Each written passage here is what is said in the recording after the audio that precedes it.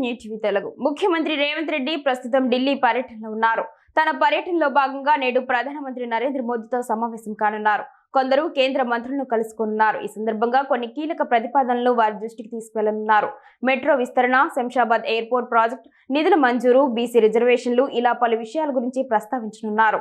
Metro rail corridor ను నగర శివార్లకు విస్తరించాలని ప్రతిపాదించింది రేవంత్ సర్కార్. దీనికి సంబంధించిన డిపిఆర్ సిద్ధమైంది. మేడ్చల్, షామీర్పేట్ తో పాటు ఫ్యూచర్ సిటీ మెట్రో రైల్ ప్రాజెక్టును కూడా వేగవంతం చేయాలని భావిస్తోంది. ఇందులో భాగంగా ఫ్యూచర్ సిటీ కారిడార్ సర్వే పనులు శరవేగంగా కొనసాగుతున్నాయి కూడా.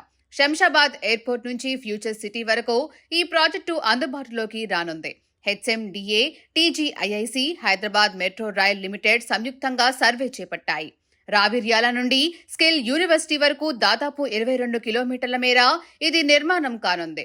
కొంగర కనాల్ మీదుగా మీర్ ఖాన్ పేట్ వరకు నిర్మించదలచిన గ్రీన్ ఫీల్డ్ రహదారిని మెట్రో రైల్ కి కేటాయించారు. రోడ్ మధ్యలో మెట్రో ట్రాక్ అందుబాటులోకి వస్తుంది. దీనికి కేంద్రం నుంచి నిధులను కోరుతుంది ప్రభుత్వం. ఈ ప్రతిపాదనలను సంబంధిత కేంద్ర మంత్రులకు అందజేసే అవకాశం ఉంది. మూసీ రిజర్వేషన్ ప్రాజెక్టుకు కూడా నిధులను కేటాయించవలసిన అవసరం ఉందని తెలంగాణ ప్రభుత్వం భావిస్తోంది. దీంతో పాటు బీసీ రిజర్వేషన్లకు చట్టబద్ధత కల్పించే అంశాన్ని రేవంత్ రెడ్డి ప్రధాని మంత్రి దృష్టికి తీసుకెళ్లనున్నారు. బీసీ రిజర్వేషన్లకు చట్టబద్ధత కల్పిస్తామంటూ గతంలో ఇచ్చిన హామీని నిలబెట్టుకోవడంలో భాగంగా ఈ అంశాన్ని ఆయనతో చర్చిస్తారని తెలుస్తోంది.